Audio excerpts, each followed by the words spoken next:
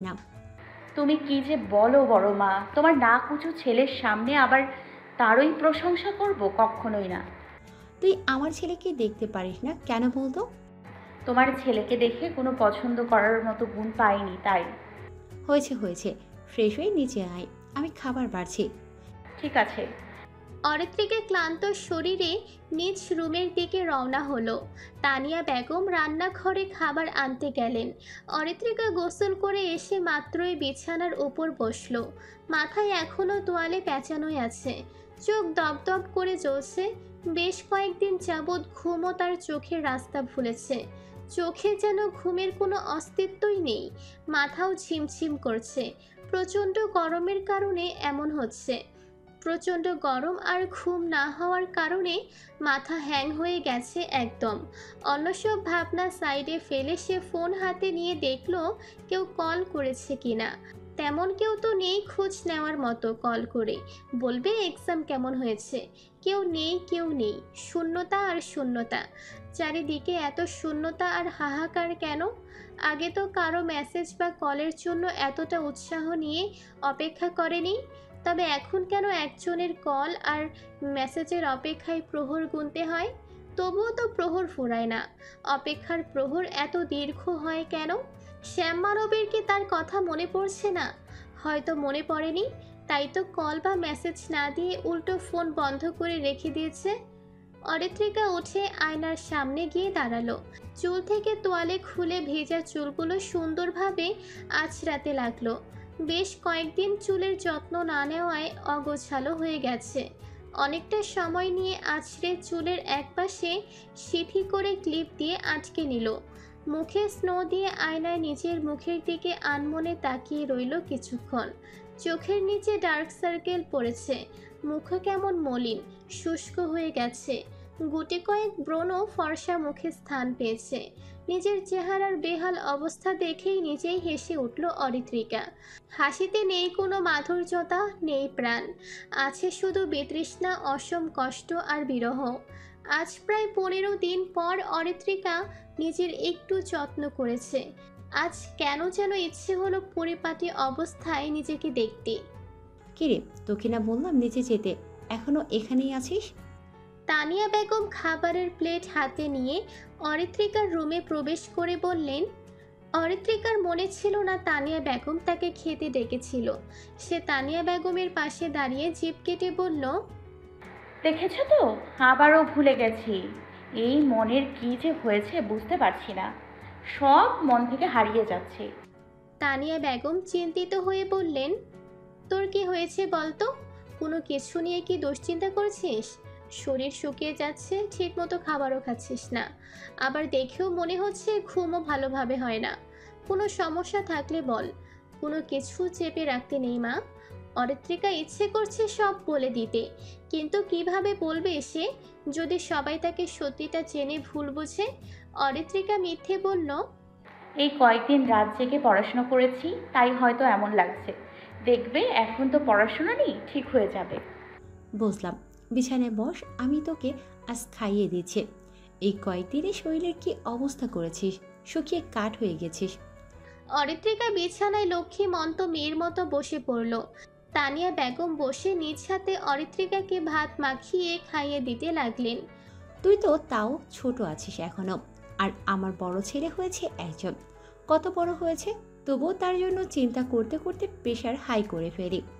বাড়ি থেকে বেরিয়েছে কতদিন হয়ে গেল, একবারও কল করারও সময় হয়নি। আবিরকে কল দিলে ওই বদমাসটার খবর পাওয়া যায়। বড় মা, তোমার ছেলে বড্ড পচা হয়ে গেছে। ঢাকায় গিয়েছো, আমায় একবারও জানায়নি। ফোনও বন্ধ করে রেখেছে। এত কষ্ট কেন দেয় বলো তো? আমি কি এত টেনশন নিয়ে থাকতে পারি? কত কষ্ট করে অ্যাডমিশনের পড়া পড়েছি, বিনিদ্র রাত পার করেছি, সেই খবর কি তোমার ওই পাষাণ্ড ছেলে জানে? অরিত্রিকা মনে মনে অভিযোগের ঝুলি মেলে বসেছে। এবার মানুষটা সুস্থভাবে ফিরে আসুক, কথা বলবে না সে, সামনেও যাবে না। ঢাকায় 5 স্টার হোটেলের একটা কক্ষের জানালা বরাবর দাঁড়িয়ে আছে নিশাত। হাতে তার ড্রিঙ্কসের গ্লাস। গভীর ভাবনার মাঝে মাঝে দুই এক চুমুক খেয়ে গলা ভিজিয়ে নিচ্ছে সে। কালো কোট প্যান্টের আবরণে নিজেকে জড়িয়েছে। ফর্মাল গেটআপে সুদর্শন লাগছে বটে। দৃষ্টি তার যানবাহনে পরিপূর্ণ রাস্তার দিকে, মুখ গম্ভীর, মনের মাঝে একে চলেছে নীল নকশা শারহানকে শেষ করার। নিশাদ, এত টেনশন করো না তো, দেখবে তোমার মামা নমিনেশন পেয়ে যাবে। সুমধুর মেইলি কণ্ঠস্বর পুরো রুম জুড়ে প্রতিধ্বনিত হলো। কণ্ঠস্বরে যেন মায়া চড়ানো, তবুও নিশাদের সেদিকে কোনো ইন্টারেস্ট নেই।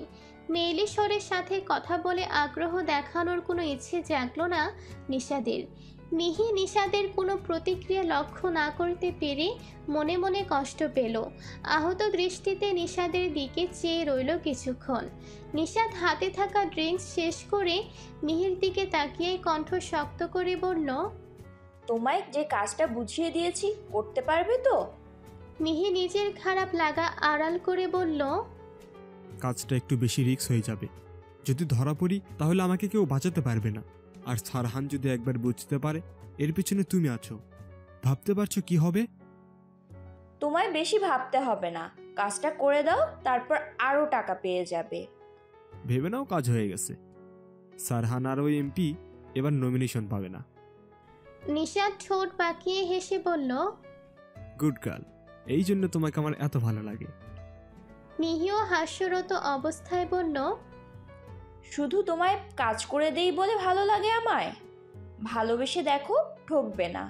সারা জীবন তোমায় ভালোবেসে যাব। নিশাদ হাসি থামিয়ে বলল, সিরিয়াস কাজের মাঝে ফান করো না, এখন আমি ফান করার মুডে নেই। মিহি চেয়ার টেনে আরাম করে বসে বলল, মরিচিকার পেছনে ছুটো না নিশাদ। আমার মন বলছে তুমি তাকে পাবে না, কিন্তু তুমি যেদিকে হাত বাড়িয়েছো তা তোমার জন্য খুবই খারাপ। কিছু বয়ে আনবে দেখো। আমি অরিত্রিকাকে যে কোনো মূল্যে চাই। আমার পাখি এখন অন্যজনের পক্ষে বাসা বানানোর জন্য মরিয়া হয়ে উঠেছে। কিভাবে তা দেখেও চুপ করে থাকবো? চেয়েছিলাম জোর করে কোনো কিছু করব না, এখন এটা ছাড়া আর কোনো উপায় দেখছি না। সারহান ব্যক্তিটাই প্রেমে পড়ার মতো, যে কোনো মেয়ে তার ব্যক্তিত্বের প্রেমে পড়তে বাধ্য। আফসোস, আমি সারহানের মতো সুপুরুষের প্রেমে পড়িনি, তোমার মতো একজন মানুষের প্রেমে পড়েছি। নিশাদ এবার পরিপূর্ণ দৃষ্টি ফেলে মিহির দিকে তীক্ষ্ণ নজরে তাকালো। মিষ্টির হাস্যরত মুখখানা আরেকটু প্রশস্ত হলো। টপস আর জিন্স পরে হিত লাবণ্যময়ী মেয়েটিকে মোটেও মন্দ লাগে না নিশাদের কাছে। যেখানে মানুষ নিজেকে সুন্দর দেখানোর জন্য মেকআপ দ্বারা মুখে আস্তরণ তৈরি করে, সেখানে মিহি নিজেকে সিম্পলভাবে রাখতে বেশি পছন্দ করে। চুল আধুনিক মেয়েদের মতো কালার করা নয়, কালো কোমর ছড়িয়ে চুল। নিশাদ জানে মিহি তাকে ভালোবাসে, কিন্তু সে আরেকজনকে চায়। মিহিকে নিজের কাজের হাতিয়ার হিসেবে ব্যবহার করছে শুধু। নিশাদ দীর্ঘ শ্বাস ফেলে বলল, আমাকে নিয়ে স্বপ্ন দেখো না মিহি। এই যে কাজটা হয়ে গেলে তুমি আবারও তোমার দেশে ফিরে যাবে। আমাদের আবার কবে দেখা হবে সেটাও অজানা। আমার মতো মানুষকে ভালোবেসে তোমায় পোস্তাতে হবে, যা আমি চাই না। মিহির চোখ বেয়ে পড়ছে অশ্রু, তবুও হাসি সরছেই না তার। সে হেসেই বলল, তোমার পিছে আমি 5 বছর ধরে পড়ে আছি, ভালোবাসি তোমায়। দেখো, তুমি যে অরিত্রীকে ভালোবাসো তা জেনেও নির্লজ্জের মতো এখনও তোমার পিছনেই পড়ে আছি। আমায় একটু ভালোবাসলে না কেন বলো তো নিশাদ? নিশাদ উত্তর দিল না। সে মিহির দিকে সূক্ষ্ম নজরে একবার তাকিয়ে আবারও থাই গ্লাস ঠেলে ব্যস্ত নগরে দেখতে লাগলো। চলন্ত গাড়ির দিকে তাকিয়ে বিড়বিড় করে বলল, তোমার আর আমার পথ সম্পূর্ণ ভিন্ন মিহি। আমার সাথে জড়িয়ে তোমার বরবাদ করতে চাই না। আমি যে প্রতিশোধের নেশায় মজেছি সেখান থেকে বেরোনো কষ্টসাধ্য। তোমায় আমি ভালোবাসি না, কিন্তু তোমার চোখের অশ্রু আমার সহ্য হয় না। আমাকে ভালোবেসে শুধু কষ্ট পাবে, কিন্তু আমাকে পাবে না। কাজ শেষ করে তোমায় তোমার দেশে পাঠিয়ে দেব। এখানে তোমার ফেসে যাওয়ার রিস্ক আছে। অন্ধকারাচ্ছন্ন রুম, আলোর কোনো অস্তিত্ব নেই। ফ্যান ঘুরে চলেছে তার নিজ গতিতে। বাহির হতে কিছুটা আলো অরিত্রিকার রুমে প্রবেশ করছে। রুমে মানুষের কোনো অস্তিত্ব আছে কিনা বোঝার উপায় নেই। রুম জুড়ে পিনপিনে নীরবতা বহাল রয়েছে। অরিত্রিকা উদ্ভ্রান্তের ন্যায় মেঝেতে বসে আছে চুপচাপ, দৃষ্টি তার দেয়ালের দিকে স্থির। আবছা আলোয় তেমন কিছু দেখা যাচ্ছে না। তবুও অপলক চেয়ে নিজের মনে বিভিন্ন আকৃতি অনুধাবন করছে, সেগুলোই দেয়ালে ফুটে উঠছে যেন। মনের মাঝে একাকিত্ব হানা দিয়েছে অরিত্রিকার। মস্তিষ্কে সারহান নামক শ্যাম মানবের চেহারা স্মৃতি জেঁকে ধরেছে জোকের মতো। অবাধ্য মন মানবটিকে কাছে পেতে চাইছে। পুরুষালী পক্ষে মাথা রেখে মনের কথা বলতে ইচ্ছে করছে, কিন্তু মানুষটি নেই। রাত 12টা বাজে, এখনো ঘুম মহাশয়ের আসার কোনো নাম নেই। আজও আসবে না হয়তো, নির্ঘুম রাত আজও কাটবে। অরিত্রিকা ঘুমিয়েছিস? অরিত্রিকা সাদাতের কণ্ঠস্বর শুনে নিজেকে স্বাভাবিক করে তৎক্ষণাৎ জবাব দিল, না, ঘুমাইনি। কেন, কি হয়েছে? দরজা খোল দ্রুত। অরিত্রিকা হুড়মুড়িয়ে উঠে দরজা খুলে দিল। সাদাত রুমে ঢুকে বলল, লাইট অন কর। এমন মরা বাড়ির মতো রেখেছিস কেন? অরিত্রিকা রুমের লাইট অন করলো। সাদাত অরিত্রিকার চোখের দিকে খেয়াল করতে আটকে উঠে বলল, তোর চোখ এত লাল হয়ে আছে কেন? আবারও কেঁদেছিস? অরিত্রিকা আমতা আমতা বলল, আরে না, মাথা ব্যথা করছিল। এখন বল, কেন এসছিস? সাদাত জিভে কামড় দিয়ে বলল, এই রে, আসল কথা তো বলতে ভুলে গেছি। তোর সাথে কথা বলবে এই নেপন। অরিত্রিকা সাদাতের হাতে ফোন দেখে বলল, কে কল দিয়েছিল? ভাই তোর সাথে কথা বলতে চায়, ফোন রাখ। কথা বলা হয়ে গেলে তোর কাছে রেখে দিস, সকালে নিয়ে যাব। সাদাত অরিত্রিকার হাতে ফোন গুজে দিয়ে চলে গেল। অরিত্রিকা অবাক নয়নে তাকিয়ে আছে ফোনের দিকে। কল রিসিভ করা হয়েছে প্রায় আধা ঘন্টা আগে। হয়তো সাদাতের সাথে কথা বলছে মানবটি। অরিত্রিকার এখন কাঁদতে ইচ্ছে করছে। রাগে অভিমানে কান্না ভেতর থেকে দলা পাকিয়ে আসছে। কথা বলতে চায় না সে পাষণ্ড পুরুষের সাথে। 15 দিন পর তার কথা মনে পড়ল। বুকের মাঝে অসহনীয় ব্যথা হচ্ছে, শ্বাস আটকে আসছে, গাল বেয়ে বিন্দু বিন্দু অশ্রুকণা গাল বেয়ে পড়ছে। মনের বিরুদ্ধে আন্দোলন করে অশান্ত মনকে শান্ত করে ফোন কানে রাখলো অরিত্রিকা। ফোনের অপর পাশ হতে শীতল কণ্ঠ ভেসে আসলো, কান্নাকাটি করছিস কেন? সবাই তো বাড়িতেই আছে, তাও মন খারাপ করে আছিস। নিজেকে রুমবন্দি করে রেখেছিস কেন? উত্তর যেন পাই। বাড়িতে নেই, তবুও বাড়ির সকল খবর আমার কাছে থাকে। অরিত্রিকা ঠোঁট কামড়ে কান্না আটকে বলল, আপনাকে বলবো না। ঠিক আছে, বলতে হবে না। একটা কাজ কর, যার উপর অভিমান করেছিস তার নম্বরে অভিমান করার কারণটা লিখে সেন্ড করে দিস। দেখবি ভালো লাগবে। আমি জানি কোনো মানুষের জন্যই নিজের বেহাল অবস্থা করেছিস। অরিত্রিকা বিস্ময়ে থ হয়ে গেল। কিভাবে বুঝলো সে অভিমান করেছে? সারহান ব্যতিব্যস্ত ভঙ্গিতে বলল, তোর হাতে সময় আছে 5 মিনিট, যা বলার বলে ফেল। এরপর কল দিলেও পাবি না। অরিত্রিকার সব তালগোল পাকিয়ে গেল। কি বলবে সে? মনের মাঝে অনেক কথা আছে, সেগুলো বলবে কি, নাকি অভিমান কেন করেছে বলে দিবে? সারহান ভাইকে তবে বুঝতে পেরেছে তার উপরই অরিত্রিকা অভিমান করেছে। মন বলছে বুঝেছে মানুষটা। অরিত্রিকার বুকের মাঝে যেন তোলপাড় হয়ে যাচ্ছে। অরিত্রিকা মনে থাকা সকল কথা ভুলে শুধু মিহি কণ্ঠে আওড়ালো, আপনি কবে আসবেন সারহান ভাই? তখনই জবাব এলো না। অরিত্রিকা ফোন চেক করলো, না, কল কাটেনি এখনো। লাইনে আছে সারহান ভাই। সারহান কিও চুপ থেকে জবাব দিল, খুব শীঘ্রই। সারহান, তোর চিরশত্রু এই হোটেলে আছে, খবর পেলাম। সারা সব জায়গায় পিছু পিছু চলে আসে, আমাদের মনে হয় শান্তি দিবে না। সারহান ল্যাপটপে কিছু প্রয়োজনীয় কাজ করছে। কপালে দুশ্চিন্তার রেখা ফুটে উঠেছে। আগামীকাল নমিনেশন জমা দেওয়া থেকে শুরু করে দলীয় প্রতীক কে পাবে তা নির্বাচন অফিসে ঘোষণা করা হবে।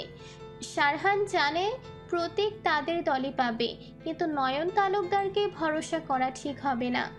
নিশ্চয়ই কোনো কাণ্ড ঘটাবে। তাই সাবধানতা বজায় রেখে চলা শ্রেয় বলে মনে হচ্ছে তার কাছে।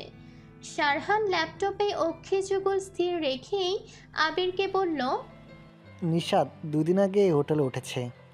সে জানে আমরা এখানে আছি, তবুও শান্ত আছে কেন বুঝলাম না।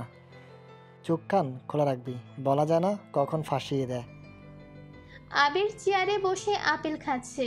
সে খেতে খেতে বলল, টেনশন করিস না, নিশাদের উপর আমাদের লোক নজর রাখছে।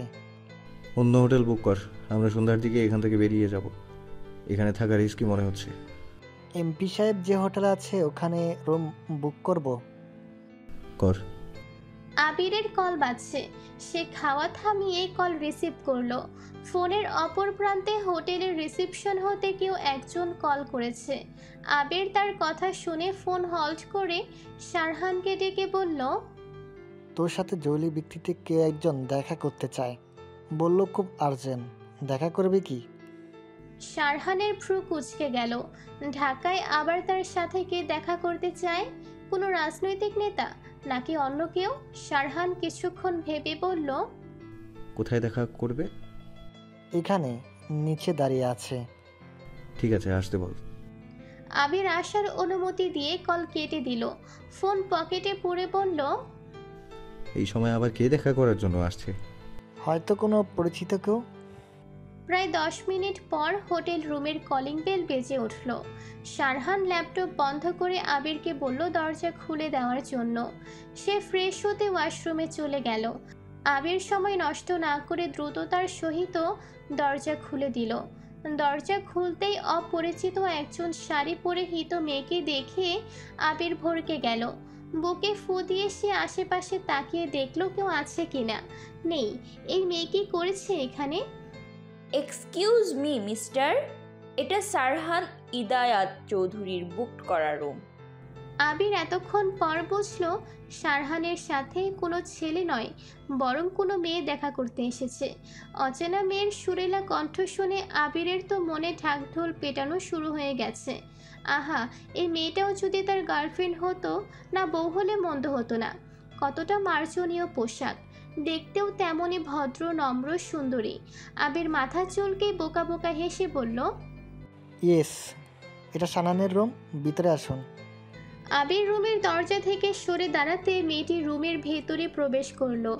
আবির দরজা আটকালো না আর, আধো খোলা রাখলো দরজা। আবির ভেতরে প্রবেশ করে দেখলো মেয়েটির রুম দেখতে অনেকটা ব্যস্ত। আবির ভদ্রতা রক্ষার্থে বলল, ম্যাডাম আপনি সোফায় বসুন। আর কি খাবেন, চা না কফি? মেয়েটি হালকা হেসে বলল, আমি এখন কিছু খাবো না। মিস্টার সারহান কোথায়? আপনি বসুন, এক্ষুনি এসে যাবে। মেয়েটা সোফায় বসে পড়ল, চোখ মুখ ভীতিগ্রস্ত কিছুটা। হ্যান্ড ব্যাগ হতে রুমাল বের করে ঘাম মুছে চলেছে। দৃষ্টি রুমের প্রতিটি স্থানে, যেন কোনো স্থান স্ক্যান করতে ব্যস্ত। আবির চেয়ার টেনে বসে মেয়েটির ভাবাগতি লক্ষ্য করছে। মেয়েটির মতিগতি মোটেও ভালো লাগছে না। ভদ্রবেশে শাড়ি পরিহিত ইনোসেন্ট ফেসের আড়ালে কোনো চক্রান্তকারী নেই তো? নজর রাখা জরুরি। নেই বলে ছাড় দেওয়া যাবে না, এরাই আরও বেশি ভয়ঙ্কর হয়। তবে চেহারাতে মায়াবিনী ভাব আছে, চোখের চাহনিও সম্মোহনী। শারহান ফ্রেশ হয়ে রুমে আসতেই দেখতে পেল এক রমণীকে স্থির দৃষ্টিতে তার দিকে তাকিয়ে আছে। সেই দৃষ্টিতে কোনো খারাপ কিছুর আভাস পেল না শারহান। মেয়েটি শারহানকে দেখে চমৎকার হেসে বলল, হ্যালো মিস্টার সারহান, অবশেষে আপনার দেখা পেলাম। শারহান সৌজন্যতা রক্ষার্থে চেয়ার টেনে মুখোমুখি বসে হালকা হেসে বলল, হাই মিস অর মিসেস, আপনাকে চিনলাম না, পরিচয়টা দিলে সুবিধা হতো। মিহিকা আয়াত আমার নাম। নির্বাচন অফিসে আমার বাবা জব করে। আপনাকে আমি অনেক দিন ধরে চিনি, কিন্তু সময় হয়ে ওঠেনি দেখা করার। আজ খবর পেলাম আপনি এই হোটেলে উঠেছেন, তাই চলে আসলাম। মাইন্ড করেননি তো? শারহান আবিরের দিকে তাকিয়ে চোখ পাকালো। আবির তো টেনশনে পড়ে গেছে। এই মেয়ে শারহানের সাথে শুধু দেখা করার জন্য এসেছে, কিন্তু ফোনে এমন করে বলল যে কোনো জরুরি কাজের জন্য এসেছে। তাই জন্য শারহানও রাজি হয়েছে। এখন সম্পূর্ণ ভিন্ন কাহিনী চলছে। এই মেয়েকে শারহানকে দেখে ক্রাশ খেয়ে দেখা করতে এসেছে নাকি? সর্বনাশ করেছে। আবির তো ভয়ে আছে, কখন শারহান তার উল্টো ক্লাস নিতে লাগে। শারহান বিরক্তি ভাব আড়াল করে বলল, না, মাইন্ড করিনি। শুধু কি আমার সাথে দেখা করা আপনার মুখ্য উদ্দেশ্য, নাকি অন্য কোনো কারণ আছে? মিহি থতমত খেলো। শারহানের প্রশ্ন করা দেখে আতঙ্কগ্রস্ত সে নিজেকে সামলে বলল, তেমন কিছু নয়, আপনার সাথে দেখা করার ইচ্ছা ছিল। শারহানের বিরক্ত লাগছে। মেয়েটির হাবভাব তার কাছে মোটেও সুবিধার মনে হচ্ছে না। সে ফোন হাতে নিয়ে ইনানকে মেসেজ করে দিল গাড়ি পাঠানোর জন্য। তারপর আবিরকে উদ্দেশ্য করে বলল, আবির, প্রয়োজনীয় জিনিসপত্র গুছিয়ে নে। ঠিক আছে, tension not bro, carry on কর বৈঠক। শারহানের মেজাজ বিগড়ে গেল। সে রাগান্বিত দৃষ্টিতে আবিরের দিকে তাকালো। শারহানের ইচ্ছে করছে আবিরকে 2-4টা থাপ্পড় দিতে। ভালোভাবে না শুনে আসতে বলে দিয়েছে। এখন এই অচেনা মেয়ের চক্করে পড়ে সময় নষ্ট হচ্ছে তার। আবির শারহানের রাগাশ্রিত মুখ যেন দেখেও দেখল না, এমন ভাব করে কাজে মনোযোগী হলো। মিহির দৃষ্টি অনেক আগে শারহানের ফোন স্ক্রিনে পড়েছে। এক দৃষ্টিতে কিছু দেখে যাচ্ছে সে। কিছুক্ষণ তাকিয়ে থাকার পর সে ঠোঁট প্রসারিত করে হেসে উঠল। তাহলে নিশাদের কথা মোটেও ফেলে দেওয়ার মতো নয়। শারহান মিহির হঠাৎ পরিবর্তনের কারণটা বুঝল না।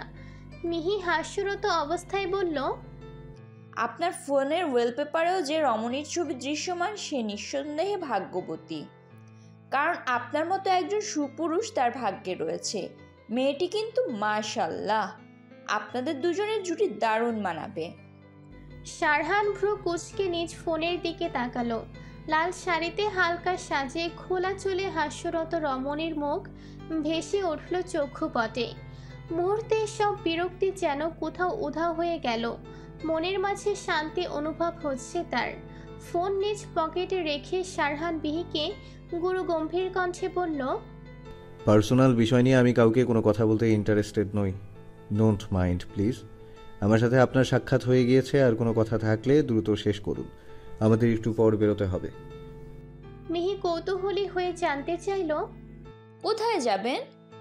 নিউ হোটেলে বুক করেছি, সেখানে। মিহির হাসি মুখখানা চুপসে গেল। শারহান চলে গেলে তো তার কাজ হবে না, কিন্তু কোনো উপায় নেই এখানে আটকে রাখার। নিশাদকে কল করে দ্রুত জানাতে হবে বিষয়টা, আর এখানে দেরি করা যাবে না, এখানে থেকে যেতে হবে তাকে। মিহি হন্তদন্ত হয়ে শারহানকে বলে রুম থেকে বেরিয়ে গেল।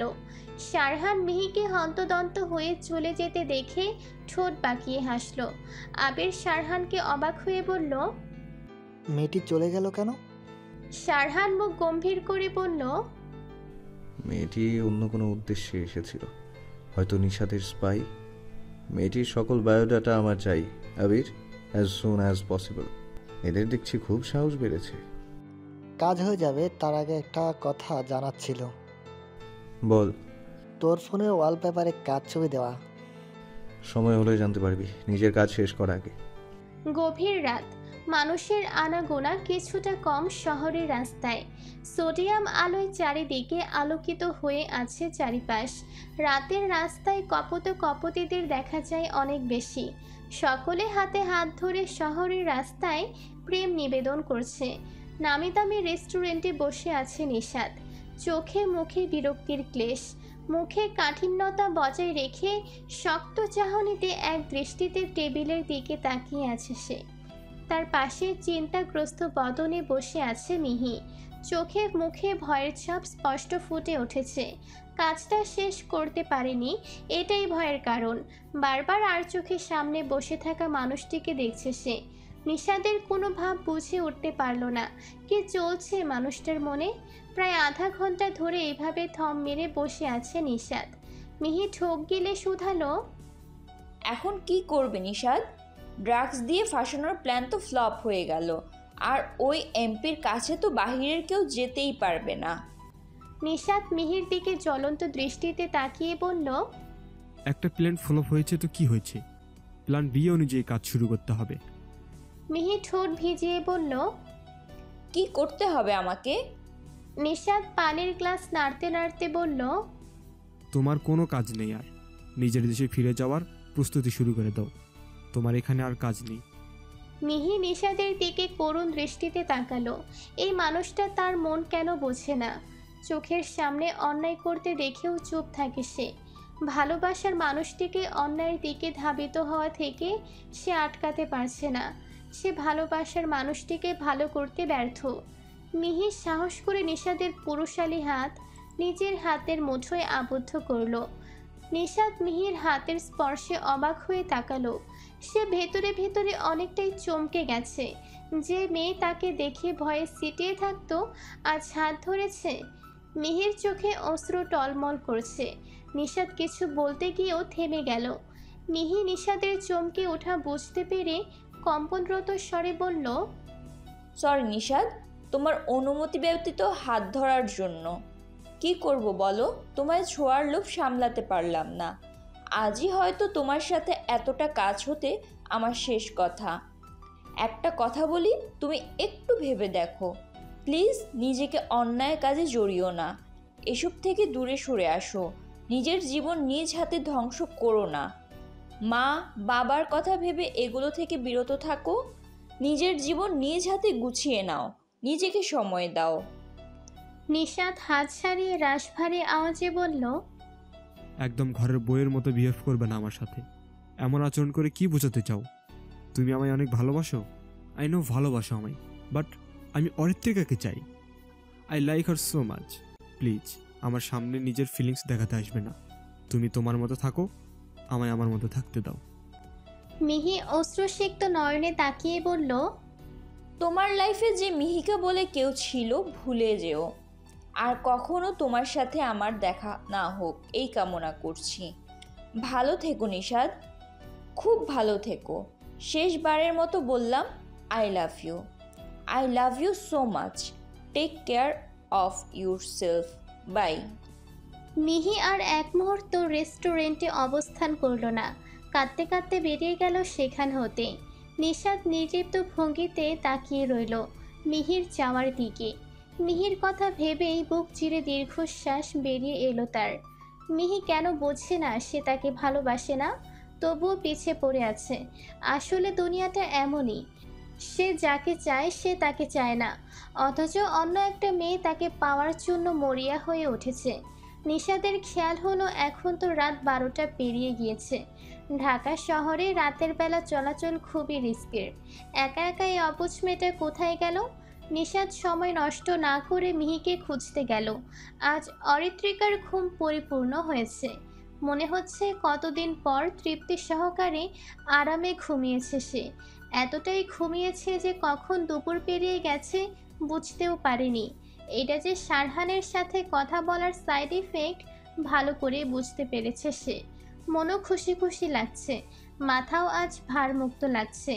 আড়মোড়া ঘুম থেকে উঠে বিছানার সাথে বিদায় অনুষ্ঠান শেষ করে ফ্রেশ হয়ে নিল সে।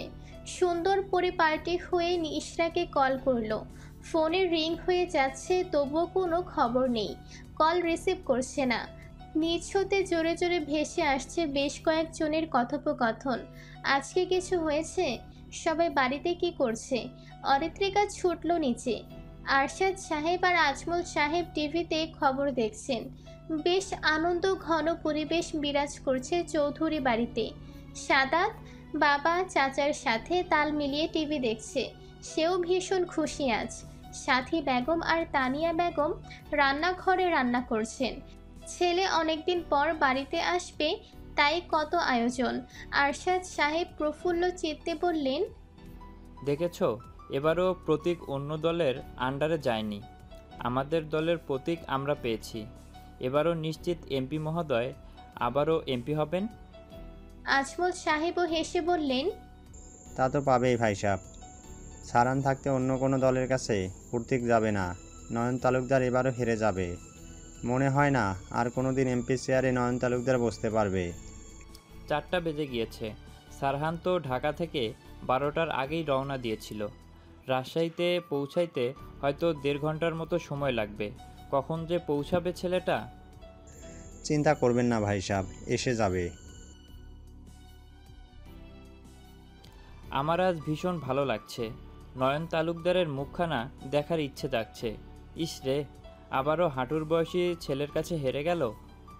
সাদাত বাবার কথা শুনে বলল, বাবা, আজ যাতে ছোটো করে সেলিব্রেশন করা যায়, অনেক মজা হবে। সারহান আসুক আগে, তারপর ওর সাথে কথা বলে নিও। ঠিক আছে।